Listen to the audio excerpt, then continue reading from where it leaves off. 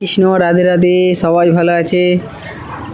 ভগবান একটা অপরাধ ক্ষমা করে না কাক্ষই। কি সেটা? ভগবানের ভক্তের যে অপরাধ করে তাকে ভগবান কোনোদিন ক্ষমা করে না। বৈষ্ণব অপরাধ হচ্ছে সবথেকে বড় মহাপাপ।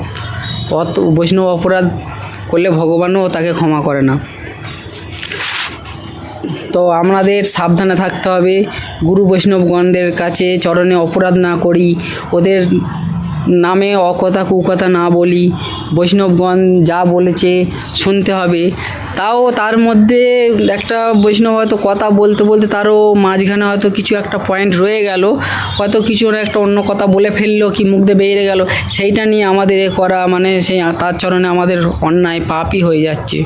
অতএব গুরু বৈষ্ণবগণ বর্গের ওপরে আমাদের কোনো পাপ যাতে না হয়, গুরু বৈষ্ণবগণদের সবসময় শ্রদ্ধা করতে হবে, শ্রদ্ধা নিবেদন করতে হবে। শ্রদ্ধার ফলে ওনার কৃপা পেলে আমরা ভক্তিপথে অগ্রসর হতে পারবো। বৈষ্ণবগণের কৃপা ছাড়া আমরা অগ্রসর হতে পারবো না।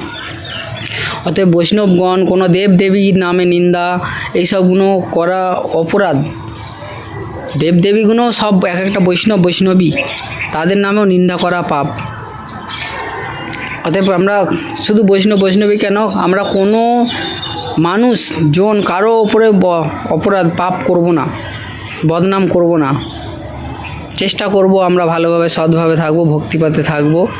হরে কৃষ্ণ, হরি বল। এই পাপী অধম এইটুকু বলতে পারলো। কোনো অপরাধ হলে ক্ষমা করিবে।